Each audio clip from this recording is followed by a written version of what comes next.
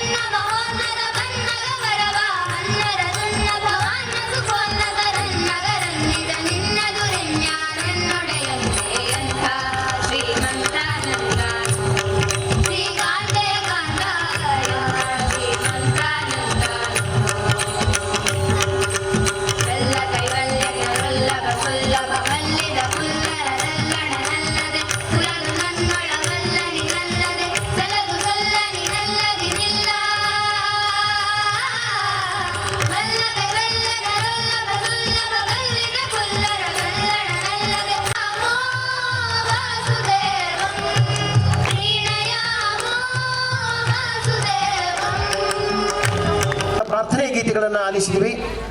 ಆ ಮುದ್ದು ಮಕ್ಕಳಿಗೆ ನಿಮ್ಮ ಚಪ್ಪಾಳೆ ಮುಖಾಂತರ ಅಭಿನಂದನೆಗಳನ್ನು ಸಲ್ಲಿಸೋಣ.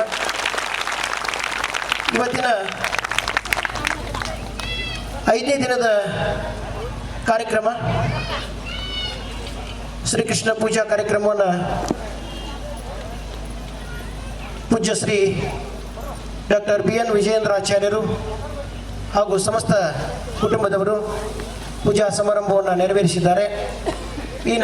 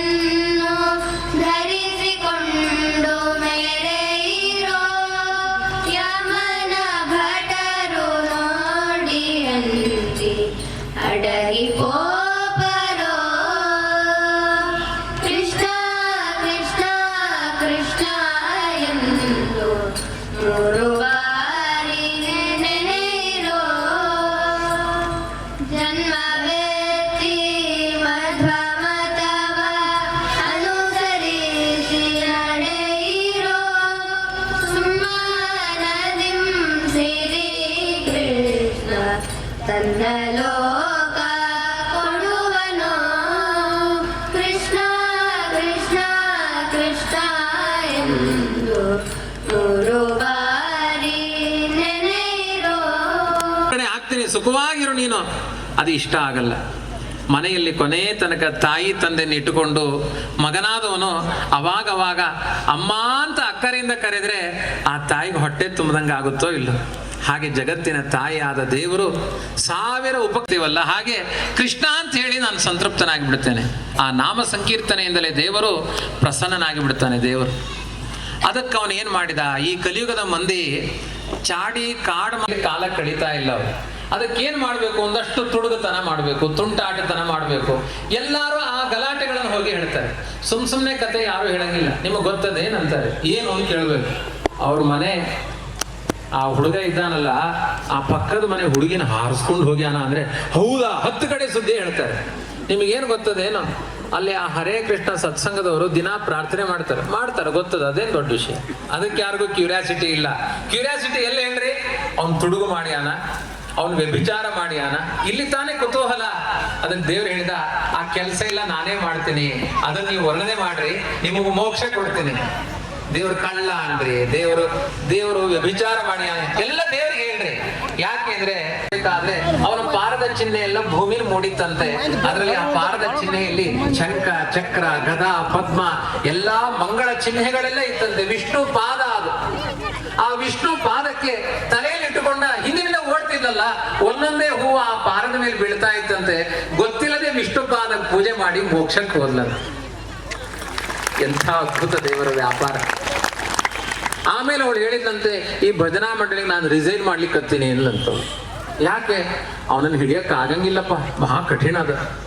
ಅದಕ್ಕೆ ಹೆಣ್ಮಕ್ಳು ಹೇಳಿದ್ರಂತೆ, ಪ್ರಭಾವತಿ ಅಂತ ಒಬ್ಬಳಿದ್ಲು, ನನ್ನ ತಾಕತ್ತೇನು, ಹೊಸ ಐಡಿಯಾ ಮಾಡೋಣ. ಏನು, ಮಡಿಕೆ ಗಂಟೆ ಕಟ್ಟೋದಲ್ಲ, ಕೃಷ್ಣನ್ ಕುತ್ತಿಗೆ ಗಂಟೆ ಕಟ್ಟಬೇಕು. ಆ ದನಗಳ ಕುತ್ತಿಗೆ ಗೊಟ್ಟ ಅಂತ ಕಟ್ತಾರೆ, ಹಂಗೆ ಕಟ್ಬಿಡ್ಬೇಕು ಕೃಷ್ಣನ್. ಮತ್ ಸಾಮಾನ್ಯ ಗಂಟೆ ಕಟ್ಟಿದ್ರೆ ತೆಗೆದು ಹೋಗಿದ್ದಾನೆ. ಅದಕ್ಕೆ ಅವ್ನು ನಾಳೆ ಒಂದು ಜನ್ಮ ನಕ್ಷತ್ರ ಬರ್ತ್ಡೇ ಗಿಫ್ಟ್ ಎಲ್ಲಾರು ಪ್ಯಾಕೆಟ್ ಮನಿ 100 ರೂಪಾಯಿ ಹಾಕ್ರಿ, ಒಂದು ವಜ್ರದ ಗಂಟೆ ಕಟ್ಬಿಡೋಣ ಕೃಷ್ಣನ ಕುತ್ತಿಗೆಗೆ. ಅವನು ಎಲ್ಲಿ ಹೋದ್ರು ಆ ಗಂಟೆನೆ ಟಂಟ.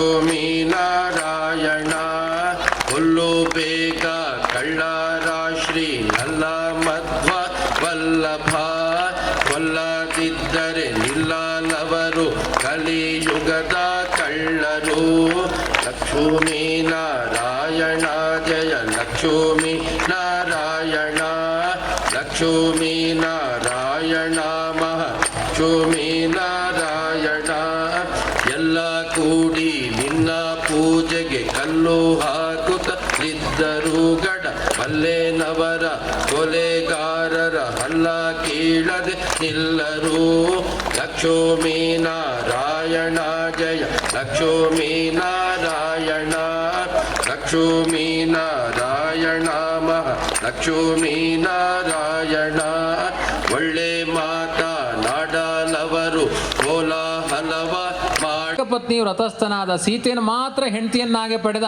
ರಾಮಾವತಾರ ನೆನಪಾಯಿತು. ತುಡುಗು ಮಾಡ್ತಿ ಅಂತ ಹೇಳಿದಿ, ಬೆಣ್ಣೆ ಕದ್ದ ಕೃಷ್ಣಾವತಾರ ನೆನಪಾಯಿತು. ಸುಳ್ಳು ಹೇಳ್ತಿ ಅಂತ ಹೇಳಿದಿ, ಬುದ್ಧಾವತಾರ ನೆನಪಾಯಿತು. ಬೇಕಾದಾಗ ಮೇಲ್ ಕೊಡಿಸ್ತಿ, ಬೇಡದೇ ಇದ್ದಾಗ ಕೆಳಗಿಳಿಸ್ತಿ ಅಂತ ಹೇಳಿದಿ. ಕಲ್ಕಿ ಅವತಾರದಲ್ಲಿ ಆ ಕುದುರೆಯನ್ನು ಮೇಲೆ ಹತ್ತುವುದು ಇಳಿಯುವುದು ನೆನಪಾಯಿತು. ದಶಾವತಾರದ ಮಂಗಳಾರತಿ ಮಾಡಿದ ನಿನಗೆ ಸಮರ್ಪಣೆ. ಮುಕ್ತಿ ಫಲದ ಸಸ್ಯೈ ತುಳಸ್ಯೈ ನಮಃ ಗೋವಿಂದಾನಿ ಗೋವಿಂದ. ಅನಿರುದ್ಧಾಯ ನಮಃ ಪುರುಷೋತ್ತಮಾಯ ನಮಃ ಅಧೋಕ್ಷಜಾಯ ನಮಃ ನಾರಸಿಂಹಾಯ ನಮಃ ಅಚ್ಯುತಾಯ ನಮಃ. ಜಯತಿ ಹರಿರಚಿಂತ್ಯ ಸರ್ವದೇವೈಕವಂದ್ಯಃ ಪರಮಗುರುರಭೀಷ್ಟಾವಾಪ್ತಿದ ಸಜ್ಜನಾನಾಂ ನಿಖಿಲ ಗುಣಗಣಾರ್ಣೋ ನಿತ್ಯ ನಿರ್ಮುಕ್ತ ದೋಷಃ ಸರಸಿಜನಯನೋऽಸೌ ಶ್ರೀಪತಿರ್ಮಾನದೋ ನಃ. ಪ್ರಸೀದ ತುಳಸೀ ದೇವಿ ಪ್ರಸೀದ ಹರಿವಲ್ಲಭೆ ಕ್ಷೀರೋದಮಥನೋದ್ಭೂತೆ ತುಳಸಿ ತ್ವಾಂ ನಮಾಮ್ಯಹಂ. ಯನ್ಮೂಲೆ ಸರ್ವತೀರ್ಥಾನಿ ಯನ್ಮಧ್ಯೆ ಸರ್ವದೇವತಾಃ ಯದಗ್ರೆ ಸರ್ವವೇದಾಶ್ಚ ತುಳಸಿ ತ್ವಾಂ ನಮಾಮ್ಯಹಂ. ಪುಷ್ಕರಾದ್ಯಾನಿ ತೀರ್ಥಾನಿ ಗಂಗಾದ್ಯಾ ಸರಿತಸ್ತಥಾ ವಾಸುದೇವಾದಯೋ ದೇವಾ ವಸಂತಿ ತುಳಸೀವನೆ. ತುಳಸೀಕಾನನಂ ಯತ್ರ ಯತ್ರ ಪದ್ಮವನಾನಿ ಚ ವಸಂತಿ ವೈಷ್ಣವಾ ಯತ್ರ ತತ್ರ ಸನ್ನಿಹಿತೋ ಹರಿಃ. ದೇವ್ಯೈ ವಿಘ್ನವಿನಾಶಿನ್ಯೈ ಪ್ರದಕ್ಷಿಣಕೃತಾಂ ನೃಣಾಂ ಪ್ರದಕ್ಷಿಣಂ ಕರೋಮ್ಯದ್ಯ ವಾಂಛಿತಾರ್ಥಪ್ರದಾ ಭವ. ಎಲ್ಲರೂ ಕೂಡ ತುಳಸಿಯ ಒಂದು ಶ್ಲೋಕವನ್ನು ಹೇಳಿ, ನೀವು ಕೂಡ ಬಾಯಿಂದ. ಪ್ರಸೀದ ತುಳಸೀ ದೇವಿ ಪ್ರಸೀದ ಹರಿವಲ್ಲಭೆ ಕ್ಷೀರೋದಮಥನೋದ್ಭೂತೆ ತುಳಸಿ ತ್ವಾಂ ನಮಾಮ್ಯಹಂ. ಮೋಕ್ಷಪ್ರದೇ ದೇವಿ ನಮಃ ಸಂಪತ್ಪ್ರದಾಯಿಕೆ ಪದ್ಮನಾಭಪ್ರಿಯೇ ತುಭ್ಯಂ ನಮಃ ಪದ್ಮೋದ್ಭವಾರ್ಚಿತೆ. ಪದ್ಮಪತ್ರ ವಿಶಾಲಾಕ್ಷಿ ವರದಾ ಭವ ಮೇ ಸದಾ. ಯನ್ಮೂಲೆ ಸರ್ವತೀರ್ಥಾನಿ ಯನ್ಮಧ್ಯೆ ಸರ್ವದೇವತಾಃ.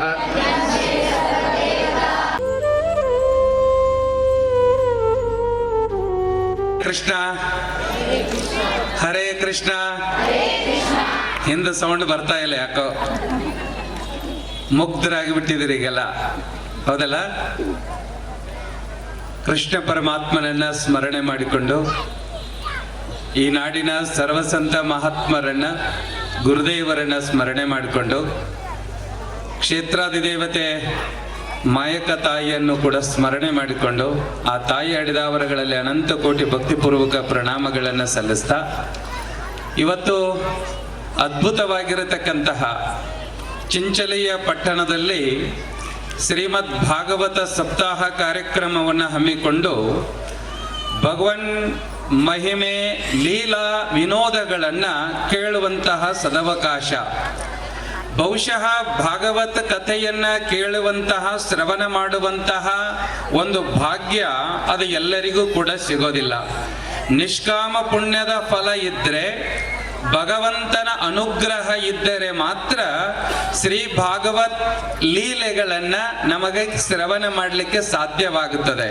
ಅಂತಹ ಶ್ರೀಮದ್ ಭಾಗವತ ಲೀಲೆಗಳನ್ನ ನಮಗೆಲ್ಲರಿಗೂ ಕೂಡ ಲೀಲಾಜಾಲವಾಗಿ ಅದ್ಭುತವಾಗಿ ಎಲ್ಲರಿಗೂ ಮನಮುಟ್ಟುವ ಹಾಗೆ ತಿಳಿಸಿಕೊಂಡು ಬರ್ತಾ ಇರುವಂತಹ ವಿದ್ವಾಂಡರು, ಅನುಷ್ಠಾನ ಮೂರ್ತಿಗಳು, ಆಚಾರ್ಯರು ಆಗಿರತಕ್ಕಂತಹ ಡಾಕ್ಟರ್ ವಿಜಯೇಂದ್ರ ಆಚಾರ್ಯರಲ್ಲಿ ಭಕ್ತಿಯ ಪ್ರಣಾಮಗಳನ್ನು ಸಲ್ಲಿಸ್ತಾ, ನಮ್ಮವರೇ ಆಗಿರತಕ್ಕಂತಹ ಚಂಚಲಿಯ ಗುರುದೇವಾಶ್ರಮದ ಪರಮ ಪೂಜ್ಯರಾಗಿರತಕ್ಕಂತಹ ಸಿದ್ಧಪ್ರಸಾದ ಸ್ವಾಮೀಜಿಯವರಲ್ಲಿ ಕೂಡ ಭಕ್ತಿಯ ನಮನಗಳನ್ನು ಸಲ್ಲಿಸ್ತಾ, ವಿಶೇಷವಾಗಿ ಎಲ್ಲ ಕಾರ್ಯಕ್ರಮಗಳನ್ನು ಆಯೋಜನೆಯನ್ನು ಮಾಡಿರತಕ್ಕಂಥ ಎಲ್ಲ ಆಯೋಜಕರಿಗೆ ಒಂದು ಜೋರಾದ ಚಪ್ಪಾಳೆ ಮೂಲಕವಾಗಿ ಅನಂತ ವಂದನೆಗಳನ್ನು ಈ ಸಮಯದಲ್ಲಿ ತಿಳಿಸ್ತಾ, ಆಚಾರ್ಯರ ಜೊತೆಗೆ ಸುಂದರವಾಗಿರತಕ್ಕಂತಹ ಗೀತೆಗಳನ್ನ, ಪದಗಳನ್ನ, ಪದ್ಯಗಳನ್ನ ನೃತ್ಯಗಳ ಮೂಲಕವಾಗಿ ಹಾಡ್ತಾ ಆ ಒಂದು ರೀತಿಯಾದಂತಹ ಗೋಪಿಕೆಯ ಸ್ತ್ರೀಯರೇ ಇಲ್ಲಿ ಧರೆಗಿಳಿದು ಬಂದಾರೇನೋ ಅನ್ನುವ ಹಾಗೆ ಒಂದು ಅದ್ಭುತ ವಾತಾವರಣ ನಿರ್ಮಾಣ ಮಾಡಿದ ದೇವ ಬಾಲಿಕೆಯರಿಗೂ ಕೂಡ ಒಂದು ಅನಂತ ವಂದನೆಗಳನ್ನು ಈ ಸಮಯದಲ್ಲಿ ನಾನು ಸಲ್ಲಿಸ್ತಾ ಇದ್ದೇನೆ. ಈ ಎಲ್ಲ ಕಾರ್ಯಕ್ರಮಗಳಿಗೆ ಸಾಕ್ಷಿಯಾಗಿ ಕಾರ್ಯಕ್ರಮದ ಸಂಪೂರ್ಣ ಯಶಸ್ಸಿಗೆ ಸಹಾಯ, ಸಹಕಾರ, ಪ್ರೋತ್ಸಾಹವನ್ನು ಕೊಡುವುದಷ್ಟೇ ಅಲ್ಲ, ಈ ಪುಣ್ಯಮಯ ಜ್ಞಾನ ಯಜ್ಞ ಕಾರ್ಯಕ್ರಮದಲ್ಲಿ ಸ್ವತಃ ಭಾಗಿಗಳಾಗಿ ಭಗವದ್ ಅನುಗ್ರಹಕ್ಕೆ ಪಾತ್ರರಾಗಿರತಕ್ಕಂತಹ ಎಲ್ಲ ಶರಣ ಬಂಧುಗಳೇ, ತಾಯಂದಿರೇ, ಹಿರಿಯರೇ, ತಮಗೆಲ್ಲರಿಗೂ ಕೂಡ ಅನಂತ ಶರಣಾರ್ಥಿಗಳು, ವಂದನೆಗಳು. ಇವತ್ತು ನಾನು ಎರಡು ಮಾತನ್ನ ಹೇಳಕ್ಕೆ ಇಷ್ಟಪಡ್ತಾ ಇದ್ದೇನೆ. ಭಾಗವತ ಕಥೆ ಅಂತಂದ್ರೆ ಎಲ್ಲ ಕಥೆಗಳ ಸಂಗ್ರಹ ಅನ್ನುವುದಕ್ಕಿಂತ ಎಲ್ಲ ಪುರಾಣಗಳನ್ನ ಕೇಳೋದು ಬೇರೆ. ಒಂದು ಜೀವನದೊಳಗ ಭಾಗವತವನ್ನ ಒಂದು ಕಾರ್ಯಕ್ರಮವನ್ನ ಹಮ್ಮಿಕೊಂಡಿದ್ದೀರಿ. ಬಹುಶಃ ಇದನ್ನ ನ ಭೂತ ನ ಭವಿಷ್ಯತಿ ಅನ್ನಬೇಕು ಅಥವಾ ಒಂದು ಕನಸು ಅನ್ನಬೇಕು, ಏನೂ ಗೊತ್ತಿರಲಾರ್ದನೆ ಅದ್ಭುತವಾದ ಕಾರ್ಯಕ್ರಮವನ್ನ ಆಯೋಜನೆ ಮಾಡಿದಿರಲ್ಲ. ನಿಜವಾಗ್ಲೂ ಇಲ್ಲಿ ನಡೆದದ್ದು ಎರಡು ಕಾರಣ. ಸ್ವತಃ ಕೃಷ್ಣ ಪರಮಾತ್ಮನ ಅನುಗ್ರಹ, ಮಾಯಕ್ಕ ದೇವಿಯ ಒಂದು ಅನುಗ್ರಹದಿಂದ ಇಲ್ಲಿ ಒಂದು ಜ್ಞಾನ ಯಜ್ಞ ಕಾರ್ಯಕ್ರಮ ನಡೀತಾ ಇದೆ, ಭಾಗವತ ಸಪ್ತಾಹ ನಡೀತಾ ಇದೆ. ಇದನ್ನ ನಮಗೆಲ್ಲ ತಿಳಿಸಿಕೊಡುವಂಥವರು ಯಾರು ಅಂದ್ರೆ ಡಾಕ್ಟರ್ ವಿಜಯೇಂದ್ರ ಆಚಾರ್ಯರು. ನಿಜವಾಗ್ಲೂ ಕೂಡ ಅವರ ಮಾತುಗಳನ್ನು ನಾವು ಕೇಳ್ತಾ ಮಂತ್ರಮುಗ್ಧರಾದ್ವಿ. ಬಹುಶಃ ಮಹಾಭಾರತ ಕೇಳಲಾರದವರು ಯಾರೂ ಇಲ್ಲ. ಕೃಷ್ಣನ ದೃಷ್ಟಾಂತ, ಕೃಷ್ಣನ ಅವತಾರದ ಬಗ್ಗೆ ಕೇಳಲಾರದವರು ಎಲ್ಲರೂ ಇದ್ದೇವೆ ನಾವೆಲ್ಲ. ಆದರೆ ಆಚಾರ್ಯರು ಹೇಳ್ತಾ ಹೊರಟಾಗ ಆ ಸನ್ನಿವೇಶಗಳನ್ನ ನಾವು ಟಿವಿ ಪರದೆಯ ಮೂಲಕವಾಗಿ ನಾವು ಎಲ್ಲರೂ ನೋಡ್ತಾ ಇದ್ದೇವೇನೋ ಅನ್ನುವ ಅನುಭವ ನಮಗೆಲ್ಲರಿಗೂ ಕೂಡ ಆಯಿತು. ಕೃಷ್ಣ ಧಾರಾವಾಹಿ ಎಲ್ಲರೂ ನೋಡಿರಿ. ಇವತ್ತು ವಿಶೇಷ ಅಂದ್ರೆ ಕೃಷ್ಣನ ಅವತಾರದ ವರ್ಣನೆಯನ್ನ ಹೇಳಿಕೊಂಡು ಬಂದ್ರು, ಕೃಷ್ಣನ ಬಾಲ್ಯ ಲೀಲೆಗಳನ್ನ ಹೇಳಿಕೊಂಡು ಬಂದ್ರು. ಕೃಷ್ಣ ಅಂದ್ರೆ ಯಾರು, ಕೃಷ್ಣ ಅಂದ್ರೆ ಕೃಷ್ಣನ ಏನೆಲ್ಲ ಲಾಭಗಳಾಗುತ್ತವೆ ಅನ್ನುವುದರ ಬಗ್ಗೆ ಹೇಳಿಕೊಂಡು ಬಂದ್ರು. ಕೃಷ್ಣ ಇಡೀ ನಮ್ಮ ಭಾರತದ ಒಂದು ಶಕ್ತಿ ಅನ್ನತಕ್ಕಂಥದ್ದನ್ನ ನಾವೆಲ್ಲರೂ ಕೂಡ ತಿಳ್ಕೊಳ್ಬೇಕಾಗಿದೆ. ಹಾಗಾಗಿ ಇದೇನು ಈ ವರ್ಷ ರಾಮನವಮಿಯ ನಿಮಿತ್ತವಾಗಿ, ಬಹುಶಃ 12ನೇ ತಾರೀಕಿಗೆ ಮಂಗಲ ಅಂದ್ರೆ ಅವತ್ತು ಹನುಮ ನವಮಿ. ನೋಡ್ರಿ, ರಾಮನವಮಿಯಿಂದ ಹನುಮ ನವಮಿಯವರೆಗೆ ಒಂದು ಜ್ಞಾನ ಯಜ್ಞ ಭಾಗವತ ಸಪ್ತಾಹ ಕಾರ್ಯಕ್ರಮವನ್ನ ತಾವೇನು ಆಯ್ಕೆ ಮಾಡಿಕೊಂಡಿದ್ದೀರಿ, ಇದನ್ನ ಅನುಷ್ಠಾನ ಮಾಡಿಕೊಂಡು ಬಂದಿದ್ದೀರಿ. ಪ್ರತಿ ವರ್ಷ ಈ ಸಮಯದಲ್ಲಿ ಇಲ್ಲಿ ಭಾಗವತ ಸಪ್ತಾಹ ನಡಿಬೇಕು, ಪ್ರತಿ ವರ್ಷ ನಡಿಬೇಕು. ಬರೀ ಚಿಂಚಲಿ ಭಾಗ ಅಷ್ಟೇ ಅಲ್ಲ, ಇದರ ಸದುಪಯೋಗವನ್ನ ಸುತ್ತಲೂ ಇರುವ 108 ಹಳ್ಳಿಗಳು ಈ ಒಂದು ಭಾಗವತ ಸಪ್ತಾಹದಲ್ಲಿ ಭಾಗಿಗಳಾಗಿ ಕೃತಾರ್ಥರಾಗಬೇಕು, ತಮ್ಮ ಜನ್ಮವನ್ನ ಸಾರ್ಥಕ ಮಾಡಿಕೊಳ್ಳಬೇಕು. ಇವತ್ತು ಎಲ್ಲ ಕಡೆಗೆ ಪ್ರವಚನಗಳು ನಡೀತಾ ಇರ್ತವೆ, ಆದ್ರೆ ಜನರು ಹೋಗೋದೇ ಬಹಳ ಅಪರೂಪ. ಇವತ್ತು ಪ್ರವಚನಕ್ಕಿಂತ ಮನರಂಜನಾ ಕಾರ್ಯಕ್ರಮಗಳನ್ನ ಹಚ್ಚಿದರೆ ಸಾಕು, ಹಿರಿಯರಿಗಿಂತ ಯುವಕರು, ಮಕ್ಕಳೇ ಅಲ್ಲಿ ಕುಣಿದಾಡ್ತಾ ಇರ್ತಾರೆ ಮನರಂಜನೆಯ ಕಾರ್ಯಕ್ರಮಗಳಿಗೆ. ಆದರೆ ಇದು ಆತ್ಮರಂಜನ ಕಾರ್ಯಕ್ರಮ. ಆತ್ಮವನ್ನ ಉಲ್ಲಾಸಿತವಾಗುತ್ತೆ, ನಮ್ಮ ಬದುಕನ್ನ ಸುಂದರಗೊಳಿಸುತ್ತೆ. ಬದುಕಿನಲ್ಲಿ ಬರುವಂತಹ ಅನೇಕ ಕಷ್ಟ ನಷ್ಟಗಳಿಗೆ, ಸಮಸ್ಯೆಗಳಿಗೆ, ತೊಂದರೆಗಳಿಗೆ ನೋವುಗಳಿಗೆ ಒಂದು ಪರಿಹಾರ ಏನಾದರೂ ಇದ್ರೆ ಇಲ್ಲಿ ಬಂದು ಕುಳಿತುಕೊಂಡು ಕಥಾಶ್ರವಣ ಮಾಡಿದ್ವಿ ಅಂತಂದ್ರೆ ಎಲ್ಲದಕ್ಕೂ ಪರಿಹಾರ ಎಲ್ಲದಂದ್ರೆ ಭಾಗವತ ಸಪ್ತಾಹದಲ್ಲಿ ಅದ ಅನ್ನತಕ್ಕಂಥದ್ದನ್ನ ಎಲ್ಲರೂ ಕೂಡ ತಿಳ್ಕೊಳ್ಬೇಕು. ನಾವು ಅನ್ಕೊಳ್ತೇವೆ ಬಹಳದರಿ ಇಲ್ಲಿ ಕೇಳಬೇಕು ಅಂತ ಬಂದು ಕುಳಿತುಕೊಳ್ಳುವವರಿಗಿಂತ ಅಯ್ಯೋ ಗುರುಗಳೇ ಕಷ್ಟಗಳು ಬಹಳ ಇದಾವೆ, ತಾಪತ್ರಯಗಳು ಬಹಳ ಇದಾವು, ಸುಮ್ಮನೆ ಆ ಕಷ್ಟಗಳು ತಾಪತ್ರಯಗಳು ಏನು ಮರೆಸ್ಕೊಳ್ಬೇಕಂತ ಹೇಳಾದ್ರೂ ಕೂಡ ಬಂದು ಕುಳಿತುಕೋಬೇಕು ಅಂತ ಕುಳಿತುಕೊಂಡವರು ಬಹಳ ಜನ ಇರ್ತಾರೆ. ಆದರೆ ನಮ್ಮ ಕಷ್ಟ ಕಾಲದೊಳಗ ನಮ್ಮನ್ನ ಕಾಯುವವರು ಕಾಪಾಡುವವರು ಯಾರು ಅಂತಂದ್ರೆ ನಾವು ಕಟ್ಟಿಕೊಂಡಂತಹ ಮಡದಿ ಮಕ್ಕಳು ಬಂಧುಗಳು ಬಾಂಧವರು ಇವರು ಯಾರು ಎಷ್ಟು ನಮ್ಮನ್ನ ಕಾಪಾಡ್ತಾರೋ ಬಿಡ್ತಾರೋ ಗೊತ್ತಿಲ್ಲ. ಇವರೆಲ್ಲರೂ ಕೂಡ ಅಧಿಕಾರ ಅಂತಸ್ತು ಧನ ಕನಕಾದಿಗಳಿಗಾಗಿಯೇ ನಮ್ಮನ್ನ ಬೆನ್ನ ಹತ್ತಿರ್ತಾರೆ ಅಷ್ಟೇ. ಕಷ್ಟ ಕಾಲದಲ್ಲಿ ನಮ್ಮನ್ನ ಕಾಯುವವರು ಕಾಪಾಡುವವರು ಯಾರು ಅಂದ್ರೆ ನಾವು ಮಾಡಿದ ಧರ್ಮ ಕಾರ್ಯಗಳು ಏನು ಮಾಡ್ತಾವಂದ್ರೆ ಭಗವಂತನ ಸ್ವರೂಪದಲ್ಲಿ ಬಂದು ನಮ್ಮನ್ನ ಕಾಪಾಡ್ತಾ ಇರ್ತವೆ. ಧರ್ಮೋ ರಕ್ಷತಿ ರಕ್ಷಿತಃ. ಇವತ್ತು ಪರಮಾತ್ಮ ಹೇಳಿದ ಧರ್ಮ ಸಂಸ್ಥಾಪನಾರ್ಥಾಯ ಸಂಭವಾಮಿ ಯುಗೆ ಯುಗೆ. ಧರ್ಮ ಸಂಸ್ಥಾಪನೆಗಾಗಿ ಯುಗ ಯುಗಗಳಲ್ಲಿಯೂ ಕೂಡ ನಾನು ಧರಿಸಿ ಅವತಾರವನ್ನು ತೊಟ್ಕೊಂಡು ಬರ್ತೇನೆ ಅಂತ ಹೇಳಿದ್ರಲ್ಲ. ನೀವೆಲ್ಲ ಹೇಳ್ತೀರಿ ಗುರುಗಳೇ ಕಲಿಯುಗ ಪ್ರಾರಂಭ ಆಗ್ಯದ್ರಿ, ಎಲ್ಲೆದರಿ ಧರ್ಮ, ಎಲ್ಲೆದರಿ ನ್ಯಾಯ, ಎಲ್ಲೆದರಿ ನೀತಿ ಅಂತ ತಿಳ್ಕೊಂಡು ಬಹಳಷ್ಟು ಜನ ಏನಾಗಿದ್ದಾರೆ ಅಂತ ಇವತ್ತು ಮೈಸೂರಿಯಲ್ಲಿ ಚಿಂಚಲಿಯಲ್ಲಿ ಎತ್ತನಿಂದೆತ್ತ ಸಂಬಂಧವಯ್ಯ ಅವರು ಇವತ್ತು ಸುಮಾರು ದಿನ ಆಯ್ತು ಪ್ರಾರಂಭ ಆಗಿ 6ನೇ ತಾರೀಕಿನಿಂದ ಇವತ್ತು 10 ತಾರೀಕು, ಹೆಚ್ಚು ಕಡಿಮೆ 5 ದಿನ ಆಯ್ತು. ಹೌದಲ್ಲ? 5 ದಿನದಲ್ಲಿ ಆಚಾರ್ಯರು ಮೈಸೂರನ್ನು ಮರ್ತಾರ, ಅವರು ನಮ್ಮ ಚಿಂಚಲಿ ಪಟ್ಟಣದವರೇ ಆಗ್ಬಿಟ್ಟಿದ್ದಾರೆ. ಹೌದಲ್ರಿ?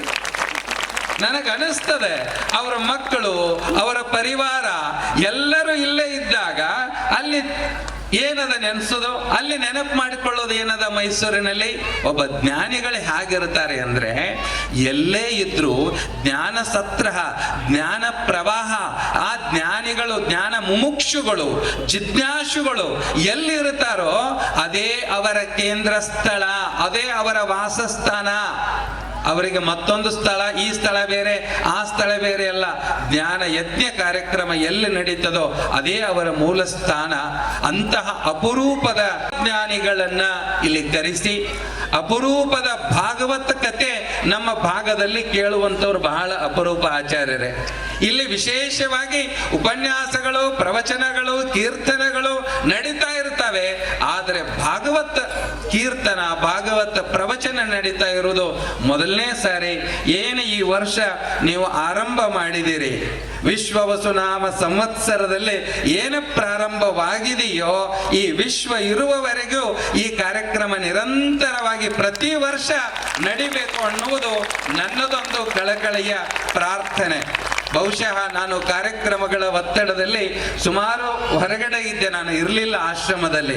ಇವತ್ತೇ ಮಧ್ಯಾಹ್ನದಲ್ಲಿ ಮುಗಿಸ್ಕೊಂಡು ನಾವು ಪೂಜ್ಯರು ಬಂದಾಗ ಕಂಕಣವಾಡಿ ಸರ್ ಜೊತೆಗೆ ಹೇಳಿದ್ವಿ, ಇಲ್ಲರಿ ಭಾಗವತ ಕಾರ್ಯಕ್ರಮ ನಡೆದದ, ನಾವು ಕೂಡ ಕೇಳಬೇಕು. ಯಾಕೆ ಅಂದ್ರೆ ಜ್ಞಾನಕ್ಕೆ ನಹಿ ಜ್ಞಾನೇನ ಸದೃಶಂ ಪವಿತ್ರಂ ಮಿಹ ವಿದ್ಯತೆ. ಜ್ಞಾನಕ್ಕೆ ಸದೃಶ್ಯವಾಗಿರುವಂಥದ್ದು, ಜ್ಞಾನದಷ್ಟು ಪವಿತ್ರವಾಗಿರುವಂಥದ್ದು ಮತ್ತೊಂದು ಗುಣ ವಸ್ತು ಈ ಜಗತ್ತಿನಲ್ಲಿ ಯಾವುದೂ ಇಲ್ಲ. ನಾವು ಮುಮುಕ್ಷುಗಳಾಗಿ ಜಿಜ್ಞಾಸುಗಳಾಗಿ ಹೋಗಿ ಕೇಳೋಣ ಅಂತ ತಿಳ್ಕೊಂಡು ನಾನು ಇವತ್ತೇ ಯಾಕೆ ಬಂದೆ ಅಂದ್ರೆ ನಾಳೆ ಬೆಳಗ್ಗೆ ಮತ್ತೊಂದು ಕಡೆಗೆ ನಾನು ಊರಿಗೆ ಹೋಗುವನಿದ್ದೆ. ಆದ್ರೆ ಇವತ್ತು ಬಂದು ಕೇಳಿದ್ದು ನಮ್ಮ ಜನ್ಮ ಸಾರ್ಥಕ ಪಾವನ ಅನ್ನುವಂತಹ ಭಾವ ಇದೆ. ಭಾಗವತದ ಕತೆ ಹೇಳಬೇಕಾದ್ರೆ ಯಾರಾದರೂ ತಾವಾಗಿ ಸಾಧು ಸಂತರು ಬಂದರೆ ಅದು ಪೂರ್ಣ ಆಗುತ್ತೆ ಅಂತ. ನಾನು ನಿನ್ನೆ ಹೇಳಿದೆ, ಕೃಷ್ಣ ಕಳ್ಳತನ ಮಾಡ್ಲಿಕ್ಕೆ ಬರ್ತಾನೆ, ಕರೆಂಟ್ ಹೋಯ್ತು ಅಂತ. ಇವತ್ತು ಭಾಗವತರ ಬಂದರು, ಭಾಗವತ ಸಾರ್ಥಕ ಆಯಿತು ಅನ್ಲಿಕ್ಕೆ ಇಬ್ಬರು ಸ್ವಾಮಿಗಳು ನಮ್ಮ ಮುಂದೆ ಬಂದಿದ್ದಾರೆ. ತುಂಬ ಸಂತೋಷದಿಂದ ಅಭಿನಂದಿಸಿದ್ದಾರೆ. ಅವರು ಹೇಳಿದ ಹಾಗೆ ಸಿದ್ದೇಶ್ವರ ಸ್ವಾಮಿಗಳು ಮಾಡಿದ ಸಾಧನೆಗಳು, ನಮ್ಮ ಗುರುಗಳು ಪೇಜಾವರ ಸ್ವಾಮಿಗಳು ಅವ್ರ ಜೊತೆಗೆ ತುಂಬ ನಿಕಟವಾದ ಸಂಬಂಧ ಅವರಿಗಿತ್ತು. ಯಾವಾಗಲೂ ನಮಗೆ ಹೇಳ್ತಾ ಇದ್ರು, ತುಂಬ ನೀತಿಯನ್ನು ಈ ಮಣ್ಣಿನಲ್ಲಿ ಬಿತ್ತರಿಸಿದ ಕೀರ್ತಿ ಆ ಸ್ವಾಮಿಗಳಿಗೆ ಸಲ್ಲುವಂತಹದ್ದು. ಅಂತಹ ಒಂದು ಈ ಭೂಮಿಯಲ್ಲಿ ನಿಮ್ಮಂತಹ ಸಜ್ಜನರ ಮುಂದೆ ಎರಡು ಮಾತುಗಳನ್ನು ಹೇಳುವ ಭಾಗ್ಯ ಬಂದಿದೆ. ಕೊನೆಗೆ ಅವರು ಹೇಳಿದರು ಮೈಸೂರು ಮರ್ತಿದ್ದಾರೆ ಅಂತ. ನನಗೆ ಅನಿಸುತ್ತೆ ಮೈಸೂರಲ್ಲಿ ನಂದು ಒಂದೇ ಮನೆ ಇದೆ, ಇಲ್ಲಿ ಸಾವಿರಾರು ಮನೆಗಳಿದೆ ನನಗೆ ಅಂತ ಅನ್ನಿಸುವ ಹಾಗೆ ನೀವೆಲ್ಲ ನಡೆದುಕೊಂಡಿದ್ದೀರಿ. ಇದೆಲ್ಲ ನೋಡಿದಾಗ ನಾನು ಕೊನೆಯ ದಿನ ಹೇಳಬೇಕು ಅಂತಿದ್ದೆ, ನನಗೆ ಯಾವುದೋ ಜನ್ಮದ ಸಂಬಂಧ ಚಿಂಚಲಿಯವರ ಜೊತೆಗೆ ಇರೋದ್ರಿಂದ ಮೈಸೂರಿಂದ ಇಲ್ಲಿಗೆ ಬಂದಿದ್ದೀನಿ. ಆ ಜನ್ಮ ಜನ್ಮಾಂತರಗಳ ಸಂಬಂಧ ಇಲ್ಲಿದೆ. ನಿಮ್ಮೆಲ್ಲರ ಪ್ರೀತಿ ಹೀಗೆ ಇರಲಿ. ಈ ಗುರುಗಳ ಭಾವ ನಮ್ಮ ಭಾವ ಹತ್ತಿರವಾಗಲಿ. ತುಲಾಭಾರ ಚಂದ ಗುರುವಿನ ತುಲಾಭಾರ ಚಂದ, ತುಲಾಭಾರ ಚಂದ ಗುರುವಿನ ತುಲಾಭಾರ ಚಂದ. ಭಕ್ತಿ ಭಾವದಿಂದ ಮಾಡಿದ ಮನಸ್ಸಿಗೆ, ಭಕ್ತಿ ಭಾವದಿಂದ ಮಾಡಿದ ಮನಸ್ಸಿಗೆ ಆಯಿತು ಆನಂದ. ತುಲಾಭಾರ ಚಂದ ಗುರುವಿನ ತುಲಾಭಾರ ಚಂದ.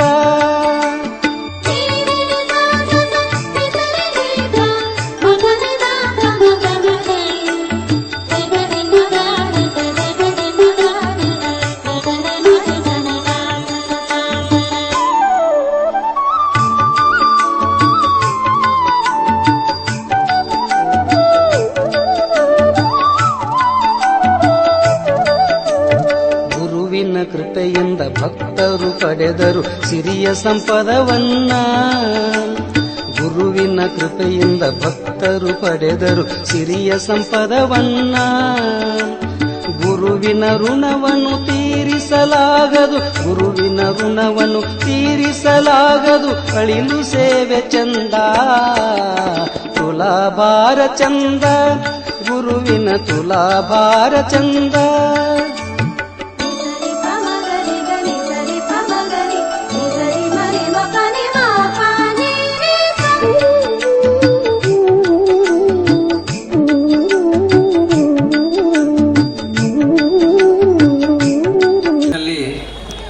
ಈಗ ಈ ವರ್ಷ 50 ಆರಂಭ ಆಗ್ತಾ ಇದೆ. ಸುವರ್ಣ ಮಹೋತ್ಸವದ ಪ್ರಸಂಗದಲ್ಲಿ ಒಂದು ತುಲಾಭಾರ ಮಾಡಬೇಕು ಅಂತ ಹೇಳಿದರು. ನಾನು ತುಲಾಭಾರ ಅಂದರೆ ತುಂಬ ದೂರ, ನನಗಿಷ್ಟ ಇಲ್ಲ ಅದು. ಆದರೆ ಅವರು ಹೇಳಿದರು, ನೀವು ತುಲಾಭಾರ ಮಾಡಿಸಿಕೊಂಡ್ರೆ ಆ ಭಗವದ್ಗೀತೆ ಪುಸ್ತಕ ಎಲ್ಲರಿಗೂ ಹಂಚುತ್ತೀವಿ ಉಚಿತವಾಗಿ ಎಂದರು. ನನಗಿಷ್ಟು ದಿನ ತಲೆ ಕೆಟ್ಟಿತ್ತು ಅಂದರೆ, ಈ ದೇಹ ನಮ್ಮ ಗುರುಗಳಿದ್ರು ವಿಶ್ವೇಶ ತೀರ್ಥರು, ಅವ್ರ ದೇಹ 40 kg ತೂಗ್ತಿತ್ತು, ವಿಶ್ವವೆಲ್ಲ ಆಳ್ತಿದ್ರು. ನನ್ನ ದೇಹ ಅವರು ಬೆಳೆಸಿದ್ದು ವಿಶ್ವೇಶ ತೀರ್ಥರು. ಇದು 80 kg ಯಾಕೆ ಭಾರ ಆಯಿತು ಅಂತ ಯಾವಾಗಲೂ ಚಿಂತೆ ಪಡ್ತಿದ್ದೆ. ಚಿಂತಲಿಯಲ್ಲಿ ಈ ಚಿಂತೆ ಪರಿಹಾರ ಆಯಿತು. ಯಾಕೆ ಅಂದರೆ ಇದು 100 kg ಆದರೂ ತೊಂದೋಗುತ್ತೆ, ಅಷ್ಟು ಪುಸ್ತಕ ಜಾಸ್ತಿ ದಾನ ಆಗುತ್ತೆ ಅಂತ ಹೇಳಿದರು ಅವರು. ಹಾಗಾಗಿ ಅವರು ಕೇಳಿದ್ರು ನೀವು ಎಷ್ಟು kg ಇದ್ದೀರಿ ಅಂತ ಹೇಳಲಿಕ್ಕೆ ನಾಚಿಕೆ ಆಗಿತ್ತು. 80 kg ಈ ದೇಹ ಇವತ್ತು ಸಾರ್ಥಕ ಆಯಿತು. ಚಿಂಚಲಿಯಲ್ಲಿ ಭಗವದ್ಗೀತೆ ಪುಸ್ತಕವನ್ನು ದಾನ ಮಾಡಿದ್ರಿಂದ. ಅಭಿನವ ಬ್ರಹ್ಮಾನಂದ ಶ್ರೀಗಳು ಹೇಳಿದರು, ಎಲ್ಲೂ ಭಗವದ್ಗೀತೆ ತುಲಾಭಾರ ನೋಡಿರಲಿಲ್ಲ ಅಂತ.